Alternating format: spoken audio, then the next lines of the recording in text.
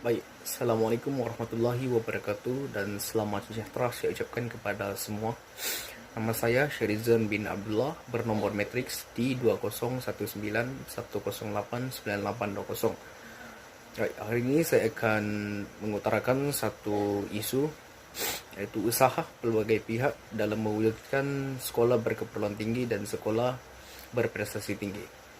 Sekolah berkeperluan tinggi adalah sekolah yang diiktiraf sebagai sekolah yang mempunyai watak, etos, identiti sendiri dan menyerlah dalam pendidikan. Seterusnya, sekolah berkeperluan tinggi. Sekolah berkeperluan tinggi adalah perkhidmatan pendidikan yang disediakan untuk seseorang yang memerlukan keperluan khas atau lebih dikenali sebagai golongan kelainan upaya. Manakala menurut Kementerian Pendidikan Malaysia, sekolah berprestasi tinggi dan sekolah berkeperluan tinggi merupakan sekolah yang mempunyai watak dan identiti yang unik serta menyerlah dalam semua aspek pendidikan. Sementara itu, sekolah ini juga mempunyai tradisi budaya kerja yang sangat tinggi dan cemerlang dengan melahirkan modal insan yang berkembang secara holistik serta mampu berdaya saing di persada dunia dan mencapai matlamat falsafah pendidikan kebangsaan. Usaha yang pertama adalah pemberian ganjaran kepada sekolah berprestasi tinggi, di mana sekolah yang berjaya menerima pengiktirafan sebagai sekolah berprestasi tinggi akan diberikan sebuah peruntukan khas daripada kerajaan. Usaha yang kedua adalah mewajibkan sekolah berprestasi tinggi dan berkeperluan tinggi menjalani beberapa latihan khas. Sebagai contoh, guru-guru yang ditempatkan di sekolah berprestasi tinggi akan menjalani kursus atau latihan bagi memastikan mereka dapat mengawal emosi dan situasi apabila berhadapan dengan pelajar yang belajar di sekolah berkeperluan tinggi dan juga sekolah berkeperluan khas. Usaha yang ketiga adalah pemberian autonomi oleh pihak kerajaan kepada pihak sekolah yang telah diiktiraf sebagai sekolah berprestasi tinggi dan sekolah berkeperluan tinggi.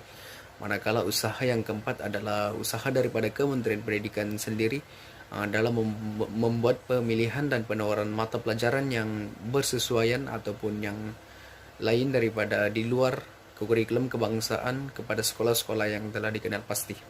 Usaha yang kelima pula adalah kerajaan memperuntukkan dana khas bagi menaik taraf kemudahan infrastruktur di sekolah yang telah dikenal pasti.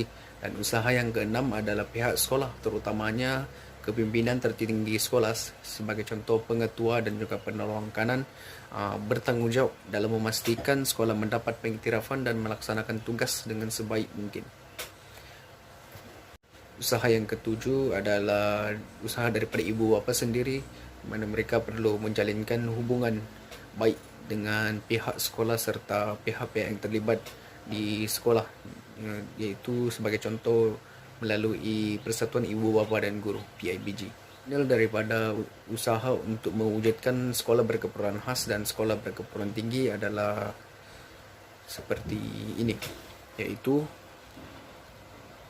bagi sekolah berkeperluan tinggi, rasional yang dapat kita peroleh adalah dapat meningkatkan kualiti pencapaian sekolah.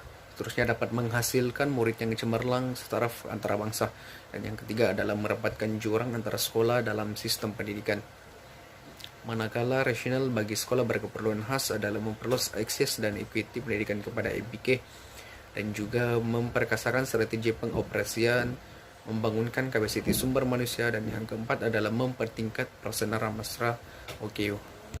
Kesimpulannya, sekolah berprestasi tinggi dan sekolah berkeperluan tinggi amat penting kepada para pelajar karena dapat melahirkan modal insan yang cemerlang dan mampu berdaya saing di persada antara bangsa serta menjadi sekolah pilihan masyarakat.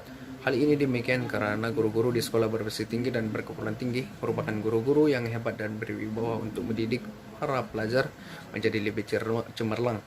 Kriteria ini akan mempengaruhi sekolah lain untuk membangunkan kecemerlangan ke tahap yang lebih tinggi dengan memperbaiki segala kelemahan dari segi teknik pembelajaran, persekitaran sekolah, persekitaran bidik darjah dan sebagainya.